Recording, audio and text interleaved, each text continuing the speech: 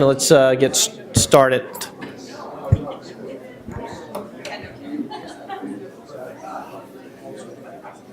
So you've got till basically noon. Okay. I think with supposedly 30 minutes with 5 minutes of questions. Sure. Okay. So let's get started. Our next speaker is, I'll make sure I pronounce her last, Dani Brunner, who comes here from PsychoGenics. As Danny was telling me at the break, she was one of the first scientists at PsychoGenics, and many of us know PsychoGenics as a leader really in the field of neurobehavioral phenotyping and a lot of their, I guess what she's going to talk to us about, the various cubes and that behavior on the translational aspects around that. And I'm going to turn it over to Danny at that point. Thank you. Thank you. So today I want to explain a little bit what we call the cube technology. Some in the audience have actually used the technology as partners with us. So I'm going to show how we're using this cube technology for the next generation projects, which are systems biology. So I hope I can get through this presentation quickly and have some questions at the end. So the problems we have, and some speakers have mentioned, is the translation to the clinic is rather poor, and some of the problems comes from the preclinical studies. I'm going to touch on two issues. One is the false positives in the preclinical realm that lead to bad clinical trials, and also the issue of having robust models in the preclinical realm that we can use to improve translatability. And then I will focus on our proposal to use these high-throughput automated behavioral tests to improve the readouts, the reliability of the behavioral signatures that we find, and also how we can implement the systems for a systems biology approach. We have done drug discovery and phenotyping with these systems for maybe already 10 years since we started. I'm not going to go there, but you can ask me questions about how to use it for drug discovery in particular. So the issue of false positives, this is one graph that shows you the p-values. So on the x-axis we have p-values from 0 to very small, and then from 0 to very small as well for beneficial effects and the deleterious effects of many drugs that have been used using the R62 mouse of Huntington disorder and the rotor test. So these are all studies using the same model in the same test. All these are drugs that have been published, and I will show you the published results later. These are all the results from my lab, where we do the R62 model. We read them, they're always the same way. We handle them the same way. We do rotor the same way. And what we find is all these drugs that we tested are non-significant. So anything in between these two bars is non-significant. Very, very few were positive, and very, very few were active but negative. So what happens when we check the same drug, same model, same test in the literature? We see that p-values are mostly positive, significant, beneficial effects for the same drugs, and very few are non-significant, and almost none is negative. So you could say, well, that's just one example, but there are many papers right now, and there are initiatives from NIH. This is a problem. We know this is a problem, and it's not just in neuroscience; it's in many other disciplines, and also clinical trials. But if we start with these type of results, it's very sad, but some of these drugs actually went to the clinic for Huntington disease. So if this is what we base the clinical trials, then it's a real problem. Can we fix it? Well, this is another example. This is sertraline, a very common antidepressant.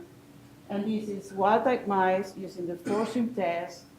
When we do it all the time. Once a month, we have some forcing tests that we do. We always use sertraline as a control to make sure that things work. Sertraline works every single time. There was one batch that was not good from Sigma. We threw it away. We bought new sertraline. All the time it works. And look at the p-values. The results are very robust. If now I look at the forcing them sertraline in the literature, it also works. It's more variable because there are different labs doing it, maybe using different doses, different strains. But when a result is real, it's real, and you can find it. So to have very robust preclinical assessment can really improve things. So that's one of the aspects. The other aspect is working with robust models of a disease.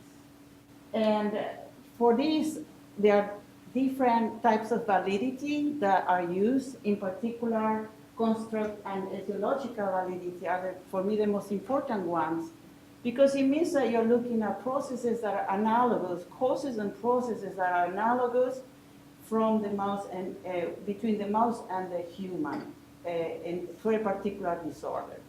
There are other types of validities that help, convergent validity, if you have two very different tests that use very different sensory modalities and they all measure the same process and you find the same effects, great. You got convergent validity and discriminant validity, but anyway, etiological and construct validity, that's what defines a model as being a good model. Unfortunately, people use face validity as something that adds value. And I would say if you are down to speaking about face validity, it's because you lack the other ones, and that's really bad.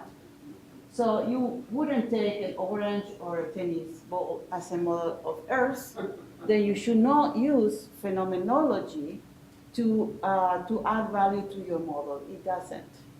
And so these are things that I think have plagued the work in the preclinical realm, and these are things that could be fixed. And I'm going to talk about autism, spectrum disorder, and Huntington as areas where we were able to find better models that have much more than face validity. So what I want to represent here is a systems biology view of a disease. If we're lucky and we understand what the genetic insult is, it could be a cause, it could be a risk factor, but if we identify it and we can now base the model on the genetic information that we have, then we can track the effects of these genetic insult in molecular cellular changes down all the way down to functional readout, which for me is behavior. So the first layers give you etiological and construct validity. The last layer is face validity, which again should not matter. But if you have the first two, then hopefully you have at least hope that you have more predictive validity. You can also layer on top of these developmental time, because the genetic insults may lead over time to a deficit. So this is a high view of what any disease model could be that has a particular identifiable genetic insult. So the idea here is, well, if we could have a very good assessment of these functional readouts, but also we have these omics data that underlie the functional readouts, can we now put them all together? Can we go from gene expression to behavioral differences? And how our technologies could help do that. So I want to show you a couple of examples that really show you how we're doing this. As an example, autism spectrum disorder. This is very varied. There are now a number of genes that have been linked to autism, and there are a number of other models like Rett, Fragile X, and Down syndrome, where there are some symptoms that in common with ASD. There are a number of interesting genes that are now being used to create these models. The models are all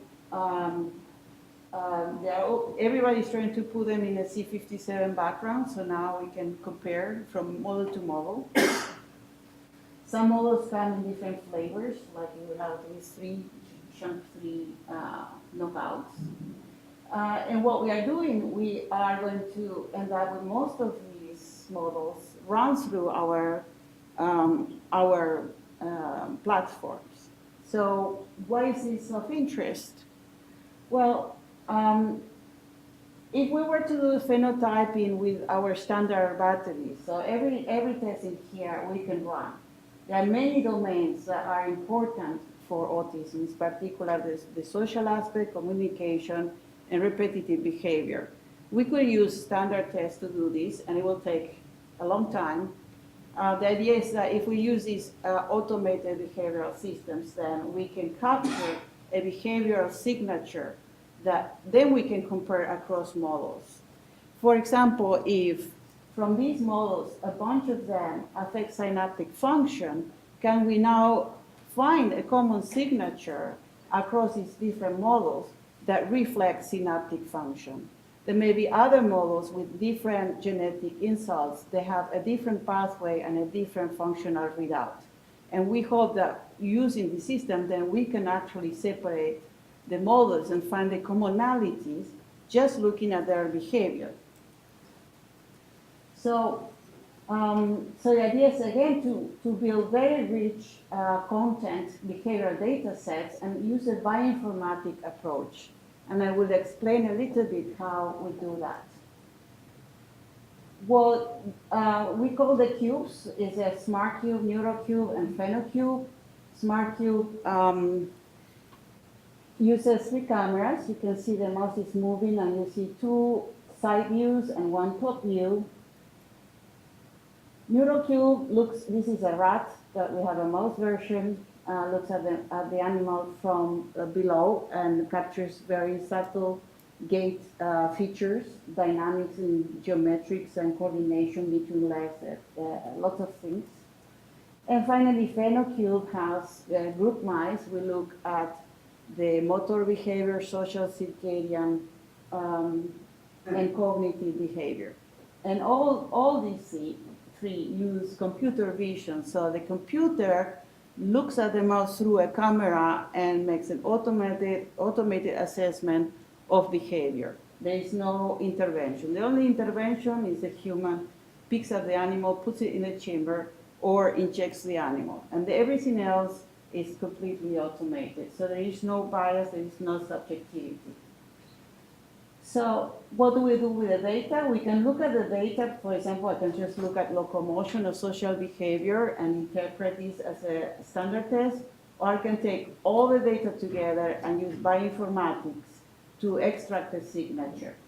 So when we extract a signature, we can find the signature of a drug, or I can find the signature of a mutation. So in this case, I'm looking for signatures of mutations.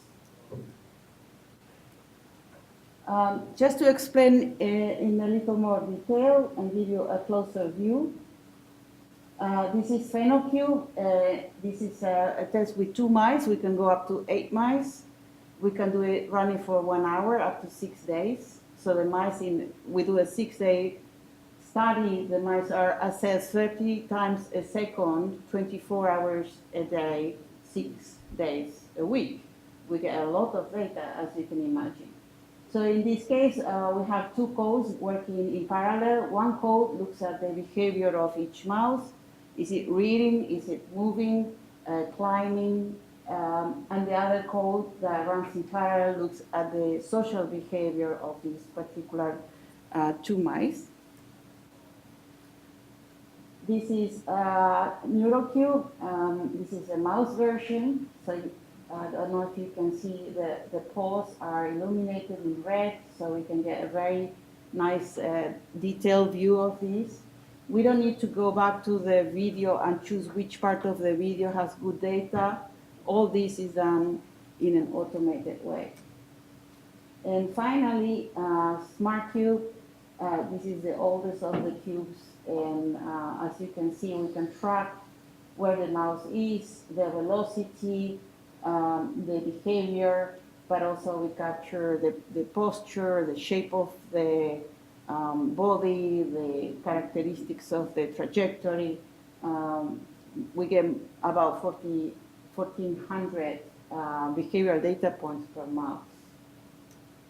So we can run the cubes one at a time, or we can run the three of them and combine the data for a bioinformatics approach. So how do we do this? This is really a very simplified view of bioinformatics. If you have two groups of data and they are floating in hyperspace, why hyperspace? Because if I collect, say, 2,000 data points, then I have many axes. Each of my measures is one of the axes. So this forms hyperspace, which I represent here with 3 dimensions. So this is a simplification of hyperspace. Very hard to draw hyperspace. So if this in hyperspace, if I could rotate this hyperspace until now, I see these clouds separated, then I have found a way to separate I have found the features that best discriminate between these two groups. So, when I say rotate, this is really computer algorithms that are doing this. Nobody's rotating anything, that's the truth. But in the end, what I get is a graphic representation, a 2D representation of these groups of mice, where these two axes are the axes that are the features of their behavior that best discriminate between the two. I can also take the features, and these are features that going to the right are increased in my mutants or are decreased in my mutants on the left, and we rank them because some features contribute a lot to the signature, some features don't contribute. For example, if mice move around with the same velocity, velocity is not going to be a feature that the computer chooses to separate the two groups. So velocity will be at the bottom of my feature list. So when I say top features are the features that are more important to separate the group, the features that are most different between the two groups. So that's my Cube 101, and there's a quiz at the end. So these are two models, and these are two models of autism spectrum disorder, and this will be published soon. So until it's published, I can't say more, but these are very interesting two models. What's interesting is that very, very different genetic manipulations. We run them in Neurocube. They are very different. So the two clouds, they don't overlap. That means they are different. This in here just is a way for us to see whether this was obtained by chance or not. I can explain this more, but basically we calculate in blue what we expect, the distance between the two groups that we expect by chance, and the distance between the two groups when we do this discrimination over and over and over. If what is due to chance and what we see is very different, they don't overlap, then the probability that we found these results by chance is very low. And why we do this, bioinformatics is a very, very powerful way to analyze data, and you will find differences when there is only noise. And that's an issue that any bioinformatician knows. So this is a way to protect us against false positives. What I found very interesting is that despite these models being very different in the genetic construct that was used to create them, in the gate features that were different between the models, and here's model A, model B, the wild type, and the mutant, wild type and mutant. This is one feature.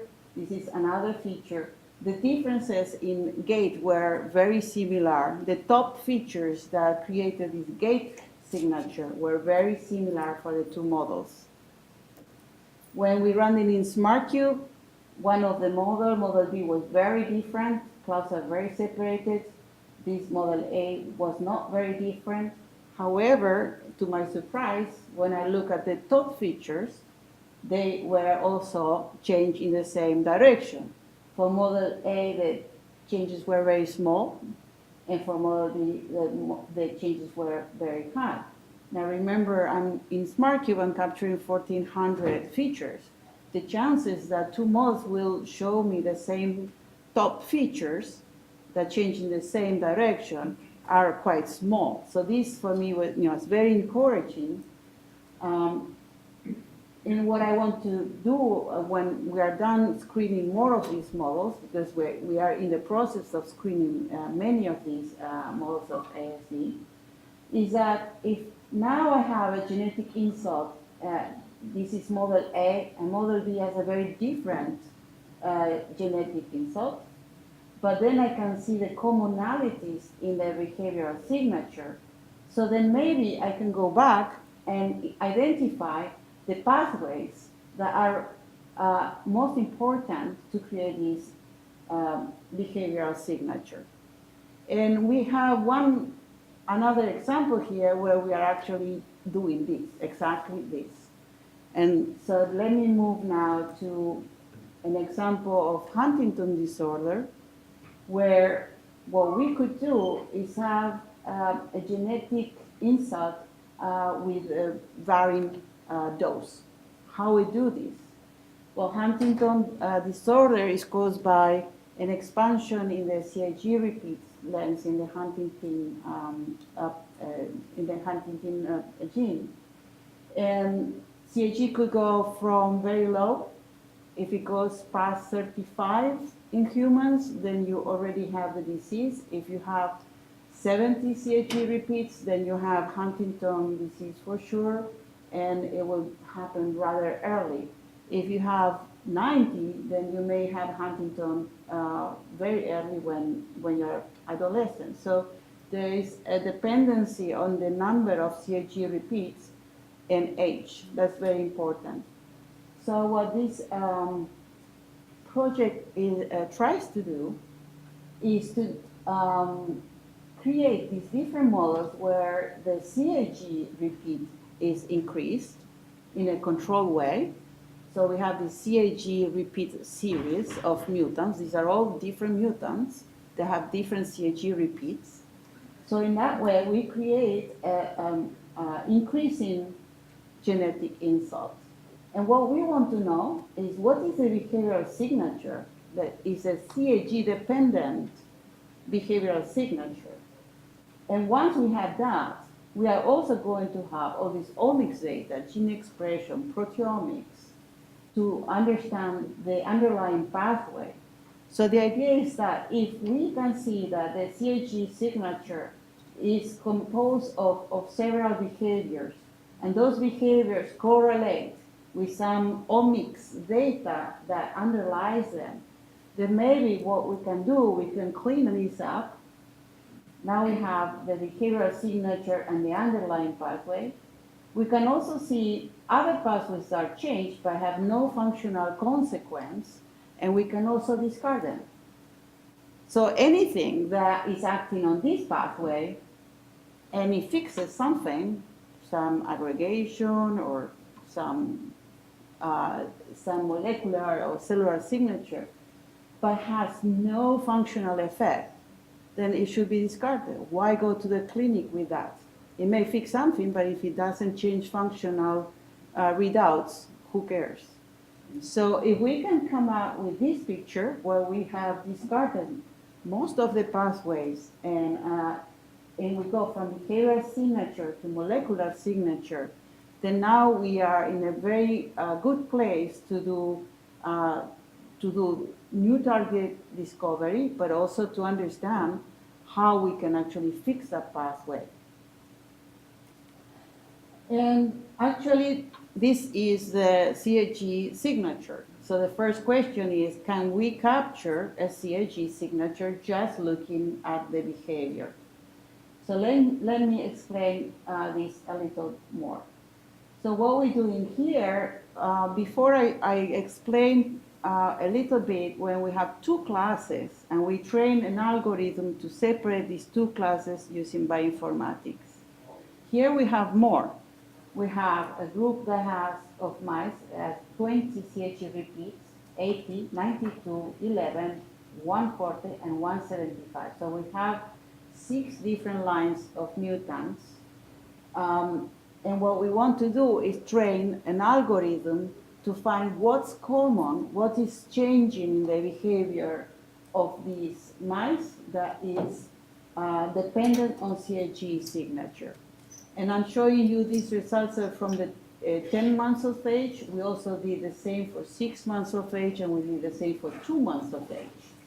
As expected, 2 months of age did not show much of a signature, but at the older ages, there was a clear signature.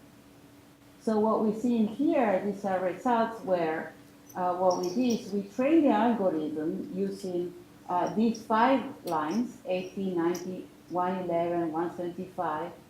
We train the algorithm with that, and then we show the algorithm the data corresponding to the CAG20 mutant and ask the computer, what is the CAG repeat for this animal? And the answer was, it's about between 20 and 60. It's a low CAG repeat.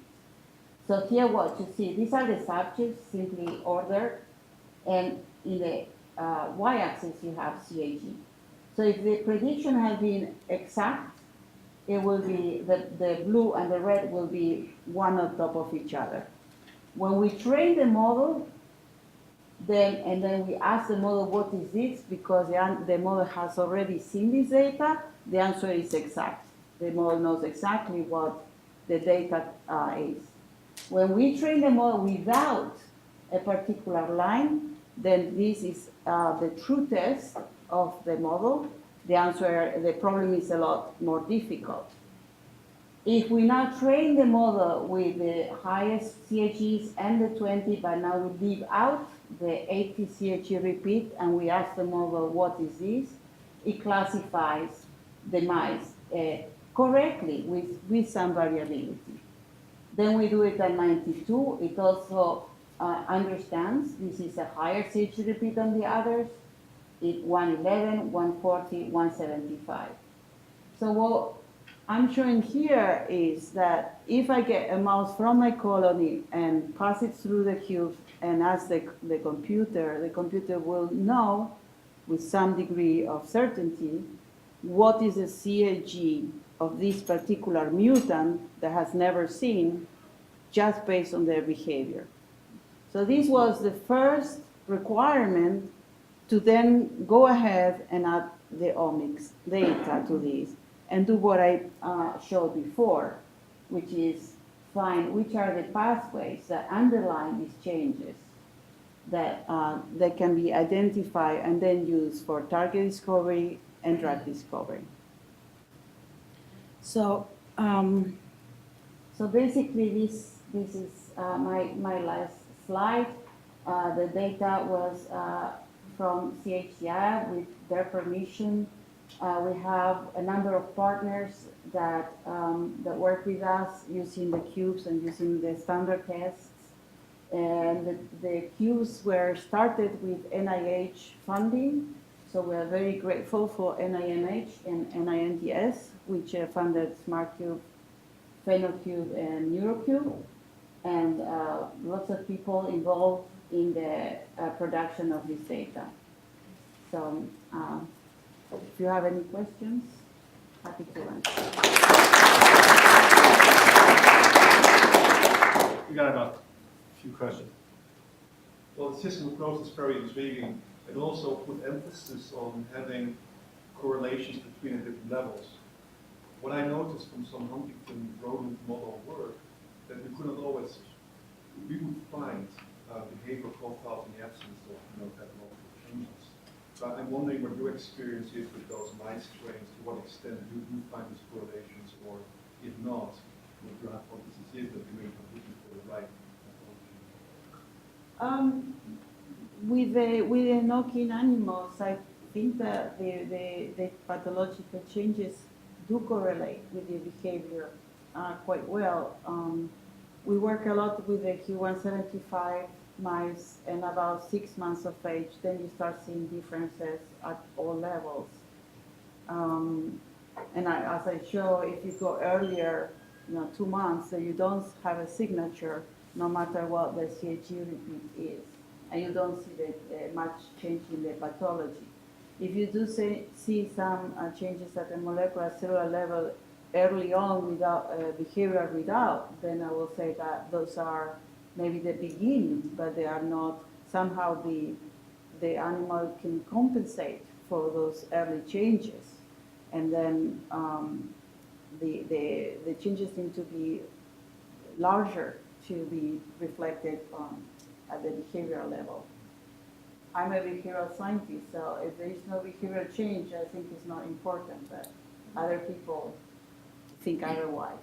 Well, you mentioned the rotor road, and we noticed that already at 2 months, it's a better better phenotype, and there's not really pathology there. So we tested also a 2-month cohort. Do you find the rotor road? Well, with the back animal, there are, every model comes with its own problems. So with the back animal, because there is an overexpression of Huntington protein, normal plus mutant, then you also have changes in body weight. We have shown that if you control for body weight, part of that deficit goes away. And in the open field, the hyperactivity also goes away. So you have to look at the model, the other things come in when you insert the construct. Have you also disrupted another gene? Did you leave a construct there that you didn't want to? A neocassette? I'm not a molecular biologist, but yes. So I went to many conferences. I was listening to Dr. Lansbury talk this morning, and I heard many times that mice are not needed, behavior is not needed, and I heard this most in the Alzheimer realm. I don't know why, but I believe that the mice are very useful, and that you can learn a lot from the mice. That in particular, this it came late, 2011, but if somebody has done this experiment early on, then maybe some clinical trials will have avoided. And I can say that at least in one case for minocycline, I think we help the mouse stop some clinical trial that could have been a bad thing. Because we found the mouse, the mutant, but not the wild type, was sensitive to the toxic effects of minocycline. So in my mind, going to the mouse and looking at the behavior for both beneficial and deleterious effects is very important. One more question there. How about the pain model? The mouse pain model, the I'm not a pain person, so I know that that's a very difficult area because there's a lot of very good analgesics preclinical that, at least for some type of chronic pain, maybe you don't have efficacy. So I'm more on the neurodegeneration and CNS area. I know more about that. On the pain area, I know there is a problem. But I don't know what's the solution. Nociceptive versus I think inflammatory pain. If you had the inflammation aspects, I think translate very well, even though we know there's major differences in the immune system. But I think looking at pain as pain becomes and when you just give neuropathic pain, so if the drug that does not, like, inhibit pain in mouse models will not remove, can we still move the drug? I'm not, that one I There can't was say. like strong target validation.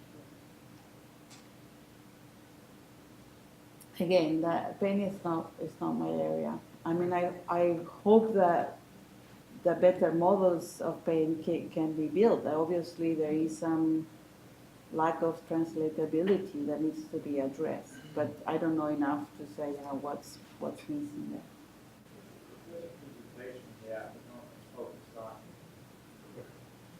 All right, let's, thank you. So,